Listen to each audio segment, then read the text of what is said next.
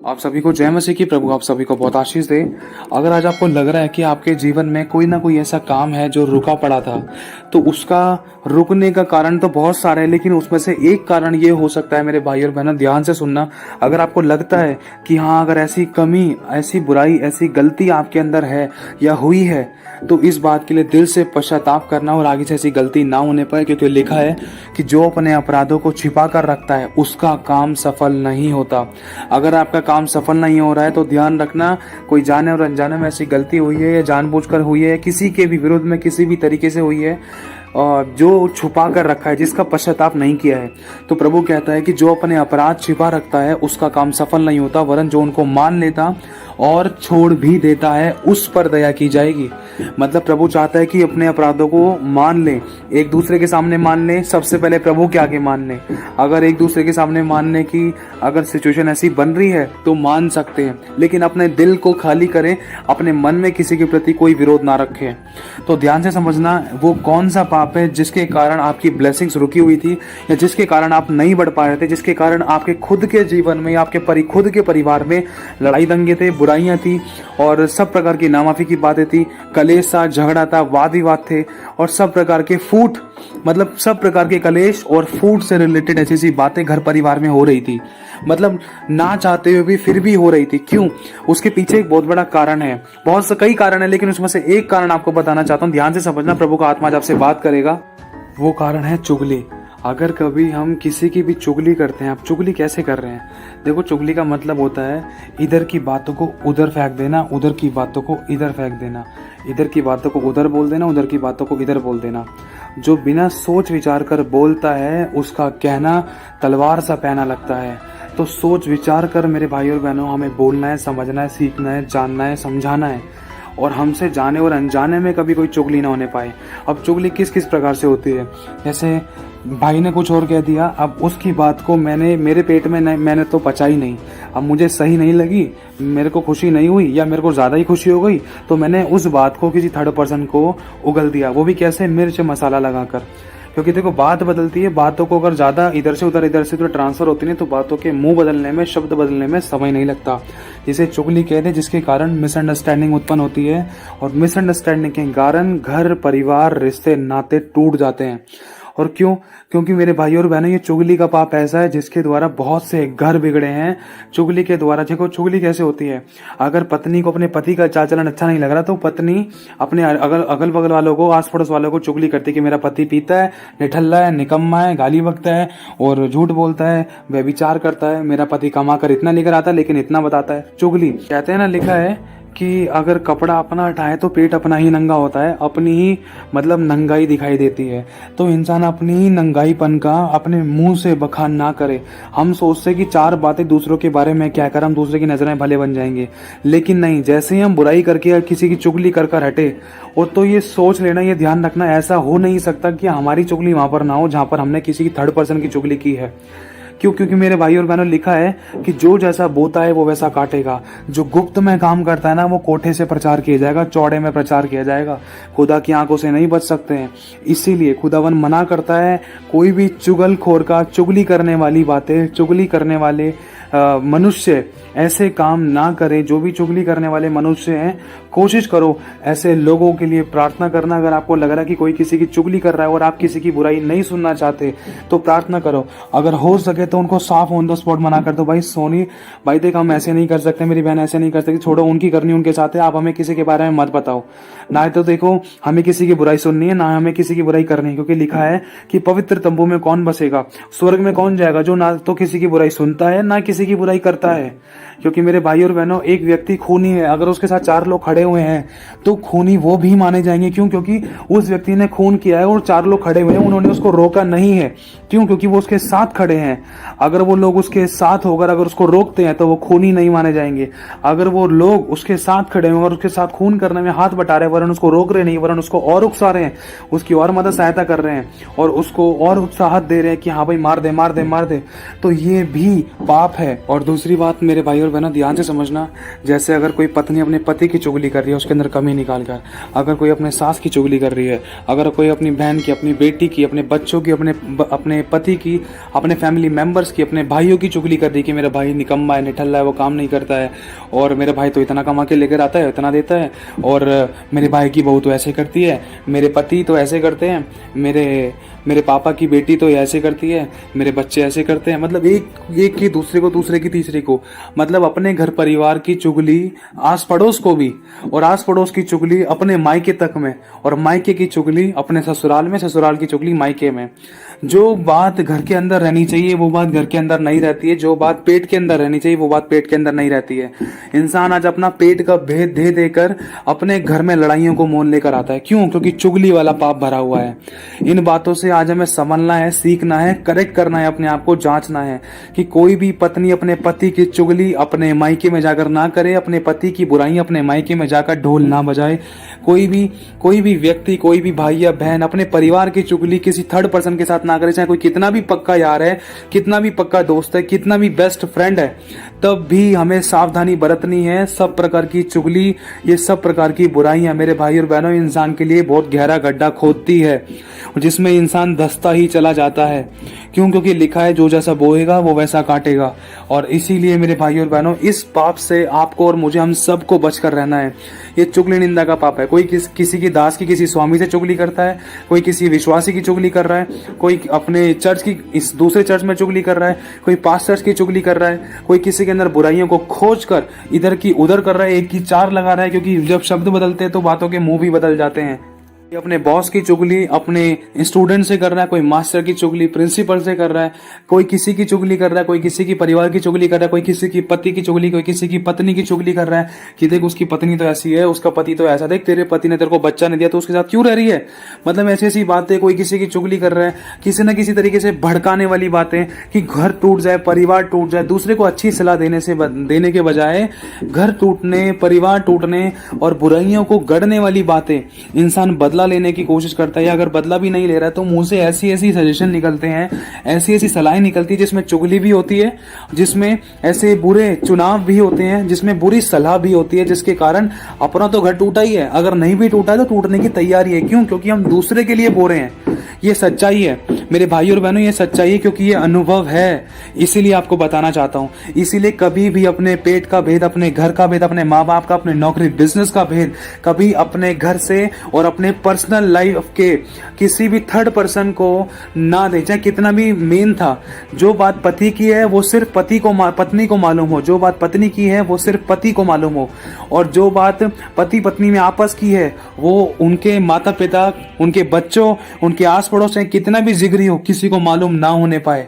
ध्यान रखना, यही सच्चाई है। अगर आप परिवार में अच्छे से बने रहना चाहते हो तो अपनी जुबान को काम में लाना सीखो, क्योंकि लिखा है जो अपने जुबान को काम में लाएगा वो इसका फल भोगेगा। क्योंकि लिखा है जीव के वश में जीवन और मृत्यु दोनों हैं, जो इसे काम में लाना जानता है वो इसका फल भोगेगा। लिखा है मेरे भाइयों और बहनों, पूरे शरीर में ये जीव एक अधर्म का एक अंग है जो मनुष्य को गद्दी पर बिठा देती है, और यही जुबान इंसान को गद्दी पर बिठा देती है। तो इसीलिए सब बातों में अपने जांचना है, परखना है, हमें अपने आप को करेक्ट करना है। इस चुगली वाले पाप से आपको और मुझे, हम सबको बचकर रहना है। बाई चांस अगर किसी थर्ड पर्सन ने आपकी या मेरी चुगली कर भी दी तो अपना न्याय सच्चे न्याय के हाथों में सौंपना, अपना न्याय खुद मत लड़ना।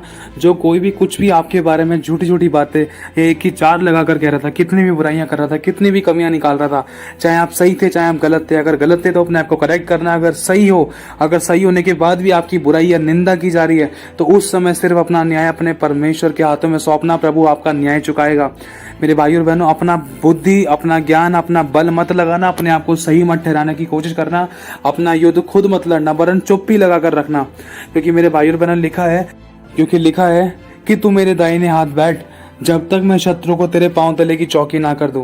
प्रभु का वचन कहता है तू अपने आप को मेरे हाथों में सौंप दे तो तू मेरी महिमा को देखेगी। प्रभु का वचन कहता है तू मुझे पुकार, मैं तुझे छुड़ाऊंगा और तू मेरी महिमा करने पाएगी। प्रभु का वचन कहता है तुझे दुख देने वालों की संतानें भी तेरे पास सर झुकाई आएगी और तुझे दंडवत करेगी। मेरे भाई और बहनों, जिन्होंने आपको दुख दिया, जिन्होंने आपकी एक की चार लगाई है, चुगली की, आपका घर परिवार तोड़ा या बिगाड़ा है, उनका नाम ले लेकर उनको आशीष देना, उनको क्षमा करना, उनके बच्चों को, उनके परिवारों को, उनके बूढ़े बुजुर्गों को दिल से आशीष आशीषित करना, दिल से आशीष खोलकर उनके लिए अपने मुंह को खोलकर उनको ब्लेस करना, बोलना कि प्रभु उनको दीर्घायु से, धन से, महिमा से ब्लेस कर, इनको बुद्धि दे, ज्ञान दे, समझ दे, इनको डर दे तेरा। प्रभु ये भले चंगे रहे, अच्छी सेहत में रहे, किसी की भी गिनती ना घटे, लॉन्ग लाइफ से ब्लेसड हो, और प्रभु खासकर तेरे नाम को जाने और पश्चाताप करे। सब प्रकार के ऐसे पापों को ये लोग छोड़ दे और मन फिराएं और तेरे अनुसार चले। उनके लिए प्रार्थना करना, उनका नाम ले लेकर आप उनको आशीष देना। खुदावन आपके जीवन में काम करेगा, ये सच्चाई है। हमने इस चीज को अपनी जिंदगी में अपनाया मेरे भाई और बहनों। 1 घंटे के अंदर अंदर हमने रिजल्ट देखे हैं। कई बार थोड़ा समय भी लगा है, लेकिन प्रभु ने काम किया है। खुदा का वचन झूठा नहीं है। जब वो भेजा जाता है ना, तो अपने काम को बिना करे वापस नहीं लौटता। वो अपने काम को ही पूरा कर कर आता है और उसके बाद अब परमेश्वर की महिमा प्रकट होती है। क्यों? क्योंकि मेरे भाई और बहनों, अगर हम अपना न्याय परमेश्वर के हाथों में सौंप दे ना, तो उसका न्याय प्रति बहुत प्रकट होता है। लिखा है, जो दिनों रात मेरी दुहाई देते हैं, मैं तुमसे सच सच कहता हूं कि मैं तुम्हारा न्याय तुरंत चुकाऊंगा। मेरे भाई और बहनों, देखो मैं आपको एक उदाहरण बताना चाहता हूं, लेकिन आपकी तरफ से कभी भी कोई ऐसी गलतियां ना होने पाए, मतलब चुगली, निंदा या किसी के घर परिवार की बातें, किसी के घर परिवार की बातों को मत उछालना। अगर आप फ्री बैठे हो तो प्लीज या तो वचन की बात करो, या तो प्रेम की बात करो, या प्रभु की महिमा की बात करो। क्योंकि लिखा है, जहां पर बातें ज्यादा होती हैं वहां पर अपराध भी ज्यादा होते हैं। तो इसीलिए ना तो अपनी बड़ाई करो, ना तो अपनी बड़ाई करने के चक्कर में ना तो दूसरों को नीचा दिखाओ, ना तो अपने आप को ज्यादा अच्छा बताओ, और ना ही किसी की कमी को निकालो, और ना ही किसी की चुगली होने पाए। क्योंकि मेरे भाई और बहनों, प्रभु इन बातों से, इन पाप के कामों से नफरत करता है। और ये ही काम है और ये भी ऐसी बातें हैं जिनके कारण इंसान के जीवन में दुख, समस्याएं, टूटे रिश्ते, परेशानियां, बीमारियां, तकलीफें, रुके हुए काम और सब प्रकार के आंसू हैं। इसीलिए क्योंकि हम तो सोचते हैं कि हमने कभी पाप किया ही नहीं है, हम अपने आप को दूध का धुला हुआ समझते हैं। लेकिन वचन में लिखा है, अगर हमने किसी को बोल दिया ना, अरे मूर्ख, तो वो भी पाप है। वचन में लिखा है, जिसने अगर कोई अपने भाई को कहे अरे मूर्ख, तो वो कचहरी में दंड के योग्य होगा। वचन में ऐसा लिखा है। और यह भी लिखा है कि तू जैसा सोचता है वैसा तू है। अब सोच कर देख लो, अगर आपके मन में किसी की चुगली, निंदा की बातें हैं, या किसी को फायदा उठाने की बातें हैं, किसी का घर परिवार बिगाड़ने की बातें हैं, किसी से बदला लेने की बातें हैं, तो मतलब हम हत्यारे हैं, हम चुगलखोर हैं, हम व्यभिचारी हैं, हम बुरे हैं। हमारे अंदर परमेश्वर का प्रेम नहीं है, और जिसमें परमेश्वर का प्रेम नहीं है उसमें अनंत जीवन कैसे हो सकता है। और उदाहरण के तौर पर आपको एक सच्ची घटना बताना चाहता हूं। आपको मालूम होगा, प्रभु यीशु मसीह के 12 चेले रहे हैं, और 12 चेलों में से एक चेला वो था यहूदा, जिसके बारे में आप और हम लोग जानते हैं। अब यहूदा यीशु मसीह के साथ साथ चलता था, और यहूदा चेलों के साथ साथ चलता था, साथ साथ रहता था। जहां यीशु मसीह जाते थे तो चेले सब की सब, मतलब पूरे 12 के 12 चेले, जिसमें यहूदा भी हुआ करता था, वो भी जाया करता था। लेकिन यहूदा पीछे पीछे क्या करता था, यहूदा से क्या ऐसी गलतियां हुई थी, ध्यान से समझना। यहूदा उन लोगों के साथ मिला हुआ था जिन लोगों के द्वारा प्रभु यीशु मसीह को पकड़वाया गया था। ध्यान से समझना, क्यों पकड़वाया, क्यों गया? क्योंकि यहूदा ने अपने हमारे प्रभु यीशु मसीह, यहूदा और वो सारे चेले और प्रभु यीशु मसीह मिलकर एक ही मेज पर खाया करते थे। लेकिन यीशु मसीह जानता था कि जिसने मेरी थाली में खाना खाया, जिसने मेरे साथ खाना खाया, उसने मुझ पर लात उठाई। खुदावन जानता था कि हम में से एक व्यक्ति ऐसा है जो मुझे पकड़वाएगा।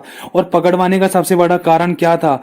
यहूदा ने, देखो पैसों की थैली की बात तो बाद में थी, पैसों की थैली से पहले भी एक काम था जिसमें यहूदा ने प्रभु यीशु मसीह की जानकारी उन लोगों तक पहुंचाई जिनके द्वारा यीशु मसीह को पकड़वाया गया। ध्यान से समझना, यहूदा ने हमारे प्रभु यीशु मसीह का भेद, यीशु मसीह के बारे में, यीशु मसीह के स्थान के बारे में, कि यीशु मसीह कहां पर है, कैसे है, क्या कर रहे, क्या नहीं कर रहे, उनको कब पकड़ना चाहिए, कब नहीं पकड़ना चाहिए, जो बातें यीशु मसीह की यहूदा को अपने पेट के अंदर रखनी चाहिए थी, जैसे और 11 चेलों ने छुपाकर रखी थी, तो उसी तरीके से यहूदा नहीं कर सका। और यहूदा ने वो सारे भेद दूसरों को बताए, जिसके कारण यीशु मसीह पकड़वा दिए गए। तो मेरे भाई और बहनों, जब यहूदा से ये काम हुआ, तो उसके बाद यहूदा का क्या हुआ? यीशु मसीह तो क्रूस पर चढ़ गए, वो मर के जी उठे। लेकिन जब यहूदा को ये वाली बात पता चली, हाय मैंने मतलब एक परमेश्वर के एक लौते पुत्र को पकड़वा दिया, वो भी चंद मतलब सोने चांदी के सिक्कों के चक्कर में, चांदी के सिक्कों के चक्कर में, और किस किस तरीके से पकड़वा दिया, शैतान ने किस तरीके से काम करने की कोशिश करी थी। हमें लगता है कि हम तो सिर्फ बातें ही शेयर कर रहे हैं, लेकिन वो बात शेयर नहीं होती है, उसे बात शेयर करना नहीं कहते हैं, उसे सच बताना नहीं कहते हैं। अगर किसी व्यक्ति ने आप पर भरोसा रखा है, तो भरोसा इसीलिए रखा है कि वो बात आप तक ही रहे। मेरे भाई और बहनों, अगर हम किसी के प्यार में बहक रहे हैं, किसी लालच में बहक रहे हैं, तो ये बात बिल्कुल भी सही नहीं है। ये घात का कारण है, या तो अपने, या तो दूसरे के, या तो जिसके बारे में बताया जा रहा है, या तो उसके। तो यीशु मसीह के साथ क्या हुआ था? यीशु मसीह को घात किया गया, यीशु मसीह को पकड़ लिया गया। क्यों? क्योंकि यहूदा यीशु मसीह के चेलों के साथ उस समय नहीं था जब उसको वहां पर होना चाहिए था। जहां पर यीशु मसीह के चेले और यीशु मसीह साथ में थे, वहां पर यहूदा नहीं था। उस समय यहूदा उन लोगों के साथ था जो प्रभु यीशु मसीह को पकड़ने के लिए तैयार थे। फिर यीशु मसीह को पकड़ा गया, यीशु मसीह घात किए गए, और उस समय यीशु मसीह ने अपने चेलों के लिए, 11 चेलों के लिए प्रार्थना करी थी, जिसमें यहूदा नहीं था। क्यों? क्योंकि यहूदा को जहां होना चाहिए था, यहूदा वहां नहीं था, लेकिन जहां नहीं होना चाहिए था, यहूदा वहां था। तो समझने की कोशिश करना, यहूदा उस समय यीशु मसीह और यीशु के चेलों के साथ नहीं था। और जब प्रभु यीशु मसीह ने कहा था ना, जब यीशु मसीह अपने चेलों के पांव धोकर जब रोटी तोड़ रहे थे, तो उस समय यीशु ने यहूदा के कान पर जाकर कहा था कि जा, जो तुझे करना है जल्दी कर। क्योंकि यीशु मसीह सब जानता था, हमारे अंत को आदि से लेकर जानता है, वो आज भी जानता है। तो यीशु मसीह पहले जान चुका था कि यहाँ पर हमारे साथ एक ऐसा है जिसने मेरे साथ विश्वासघात किया है, जिस पर मैंने पूर्ण रूप से भरोसा रखा, जिसके लिए मैंने अपनी जिंदगी भी नहीं रख छोड़ी, जिसके लिए मैंने सब कुछ किया, उसने मेरे साथ विश्वासघात किया, उसने मुझ पर लात उठाई, और जिस पर मैंने भरोसा रखकर अपने सारे भेद बता डाले, उसने मेरे बारे में ही दूसरों को बता डाला और उसने मेरे को ही पकड़वा दिया। तो मेरे भाई और बहनों, उस यहूदा का बाद में क्या हुआ? जैसे ही यीशु मसीह क्रूस पर चढ़े, तो यहूदा को ये वाली बात मालूम हुई कि मेरे कारण यीशु घात किया गया। तो यहूदा उसके कुछ टाइम बाद ही यहूदा ने क्या किया? देखो, शैतान ने किस तरीके से काम करने की कोशिश करी थी। शैतान ने मतलब एक इस तरीके की रोटी फेंकी जिससे कि बंदा खुद तो फंसा ही, दूसरे को भी फंसा दिया, ना तो खुद सही से जी सका, ना दूसरे को जीने दिया। तो हुआ क्या? यहूदा ने खुद भी फांसी लगा ली, और जब वो गिरा, फांसी लगा रखी थी, जब वो गिरा तो उसका पेट फट गया। तो मतलब मेरे भाई और बहनों, इन बातों से पता चलता है कि जो जैसा बोता है वो वैसा काटेगा। इसीलिए हमें इस बात का खासकर ध्यान रखना है कि हमारे शब्द नपे तुले होने पाए, हमारे मुंह से किसी की भी निंदा और चुगली की बातें ना निकले, हमारे कारण किसी भाई बहन का रिश्ता खराब ना हो, किसी मनुष्य का रिश्ता खराब ना हो, किसी बॉस का, उसके वर्कर्स का रिश्ता खराब ना हो। हम अपनी भलाई के चक्कर में दूसरे की चुगली ना करें, दूसरे की बुराई ना चाहें। हम अपने आप को अच्छा दिखाने के चक्कर में कहीं हमारे द्वारा कोई दूसरा निंदित ना होने पाए, कहीं हम अपने आप को ज्यादा बेस्ट दिखाने के चक्कर में कहीं हम किसी के आंसू का कारण ना बन जाएं, कहीं हम अपने आप को ज्यादा ऊंचा और अच्छा, ज्यादा ब्लेसेड, सुपर ब्लेसेड दिखाने के चक्कर में कहीं हमारे कारण कोई दूसरे घर परिवारों में किसी प्रकार की कोई लड़ाई दंगा ना होने पाए। तो हमें इन बातों की सावधानी बरतनी है। ना ही हमें किसी की कोई चुगली करनी है, और ना ही हमें किसी के घर का भेद इधर से उधर करना, ना ही हमें अपने घर का भेद देना। इन बातों का हमें खासकर ध्यान रखना है मेरे भाई और बहनों, क्योंकि इस बात को देखो, आपको परमेश्वर की आत्मा ने अनुभव के द्वारा बताया है, क्योंकि इससे 1% भी फायदा नहीं है। मनुष्य, लिखा है, पाप की मजदूरी तो मृत्यु है। और सोच कर देखो, यहूदा ने ऐसा कौन सा पाप किया था जिसके कारण उसको फांसी लगाई गई? जिस कारण उसने खुद फांसी लगा ली। उसको लगाई नहीं गई, उसने खुद फांसी लगाई। और लिखा है वो गिरा, जब वो गिरा तो उसका पेट फट गया। मेरे भाई और बहनों, कोई छोटी बात नहीं है, ये छोटी बात नहीं। मरने के बाद भी सोचो उसका पेट फटा था, ये सच्चाई है। उसको किसी दूसरे व्यक्ति ने फांसी नहीं लगाई, वरन वो इतना डिस्टर्ब हो चुका था कि उसने खुद ही फांसी लगा ली। क्यों? और मेरे भाई और बहनों, इसीलिए मैं आपको कहना चाहता हूं कि हमारे जुबान के द्वारा किसी का घर ना बिगड़े। अगर किसी का घर बिगड़ रहा तो आज पश्चाताप कर लो, क्षमा मांगो, दया मांगो प्रभु की।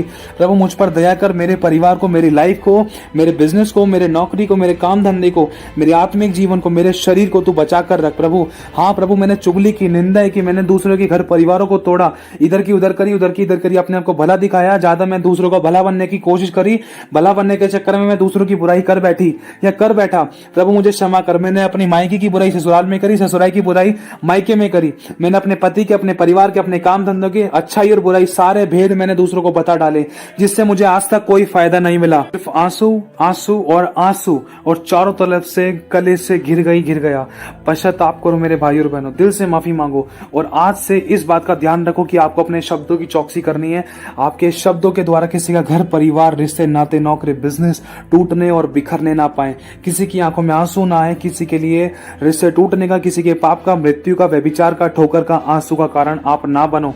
इसीलिए मेरे भाई और बहनों, अपने शब्दों की चौकसी करो, क्योंकि लिखा है कि जो अपने भाई से प्रेम नहीं रखता, जो अपने भाई से बैर रखता है, वो हत्यारा है। अब हत्या करने का मतलब क्या है? देखो कई प्रकार की हत्याएं हैं। एक तो हत्या चाकू छुरी वाली है, और दूसरी हत्या ये भी है कि हम अपने मुंह से हत्या कर रहे हैं, अपने भाई से प्रेम नहीं कर रहे। अगर हम प्रेम करते हैं तो उसके अपराधों को ढांपेंगे, उसके अपराधों को उछालेंगे नहीं, गड़े मुर्दों को बार बार उखाड़ेंगे नहीं। अगर हम प्रेम करते हैं, क्योंकि प्रेम अपराधों को ढांप देता है, ऐसा लिखा है। क्या यीशु ने आपके और मेरे अपराधों को, हमारी बुराइयों को क्या उछाला? क्या यीशु ने हमारी इधर उधर बुराइयां करी? क्या हमारी परमेश्वर ने कोई कमी निकाली? अगर हमारी परमेश्वर कमी निकालता तो आज तक हम जीवित नहीं रहते। खुदावन हमारी बुराइयों को नहीं वरन हमारी अच्छाइयों को देखता है। तो हम दूसरे लोगों की, चाहे वो हमारे शत्रु थे, चाहे अपने थे, चाहे कोई भी व्यक्ति था, हम उनकी चुगली निंदा बुराइयों को क्यों खोजे, या हम उनकी चुगली निंदा क्यों करें? इसीलिए मेरे भाई और बहनों, आज हमें सावधान रहना है। आज अगर आपको अपनी कहीं गलती दिखाई देती तो इसी समय घुटनों के बल आकर, अगर आप आ सकते हो या अगर नहीं भी आ सकते, अगर आप सुन रहे हो तो प्लीज छोटी सी प्रार्थना करो, दिल से पश्चाताप करो, इससे पहले कि शैतान को मौका मिले। शैतान को देखो, मौका देने वाला मनुष्य खुद है, क्योंकि लिखा है आज्ञा ना मानने वालों के जीवन में शैतान काम करता है। और हम अपने आप को बड़ा प्योर समझते हैं। हम चार बातें करके, एक दूसरे की बुराई करके, चार बातों में हाँ में हाँ मिलाकर, देखो एक बात और बताना चाहता हूं, आज इंसान है ना छोटी छोटी बातों में हाँ हूं कर देता है। जैसे अरे उसकी तो बहू यार ऐसी करती है, उसकी बहू तो खाना नहीं बनाती। हाँ, अगर हल्का सा हाँ भी बोल दिया ना तो ये भी पाप है। आपको नहीं मालूम है? क्योंकि यीशु मसीह की निंदा इसी तरीके से की गई थी जब यीशु मसीह को क्रूस पर लटकाया गया था। ऐसा लिखा है कि लोग सर हिला हिला कर उसकी निंदा करते थे। तो इसीलिए अपने शब्दों की चौकसी करो कि शैतान आपको दूसरों के द्वारा फंसाने ना पाए, भरमाने ना पाए। आपके मुंह से, आपके सर हिलाने से, दूसरों के कामों में या दूसरे की बातों में सहभागी होने से, सम्मिलित होने से, या दूसरे की बातों में एग्री होने से शैतान आपके जीवन में एंट्री ना करने पर। शैतान चैन चुराता है, आशीष चुराता है, बरकत चुराता है, शरीर की हेल्थ चुराता है, वेल्थ चुराता है। ध्यान रखना, क्योंकि लिखा है चोर किसी और काम के लिए नहीं वरन चोरी करने, नाश करने और घात करने आता है।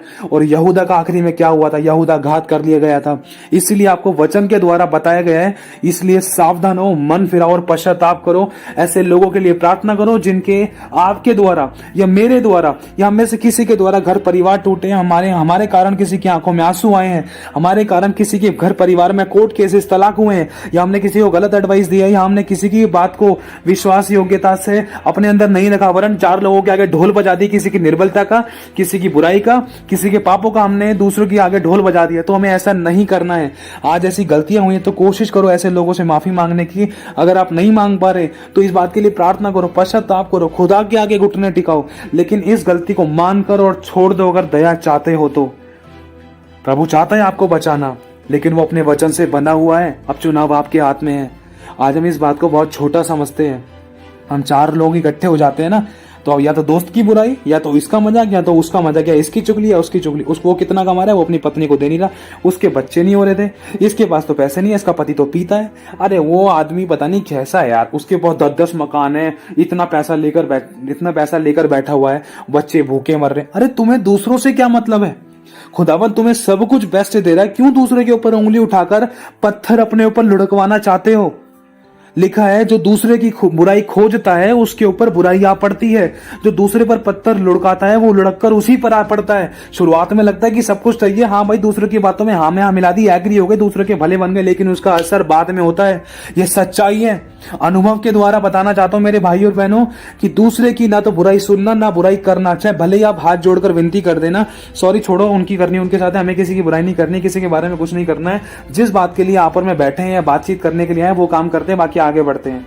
वो काम मेरे भाई और बहनों, ये काम परमेश्वर की दृष्टि में भला होगा। क्यों?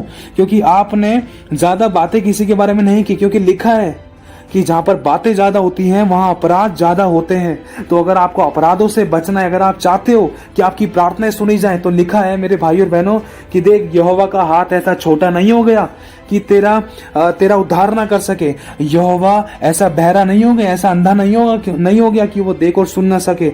लेकिन याद रख, तेरे ही अधर्म के कामों के कारण मैंने तुझसे अपना मुंह छिपा रखा है, और तेरे ही पापों के कारण मैं तेरी प्रार्थना को नहीं सुनता। अब क्या करेगा तू? सोचो, अगर खुदा हमारी प्रार्थना नहीं सुनेगा तो हम कहां जाएंगे?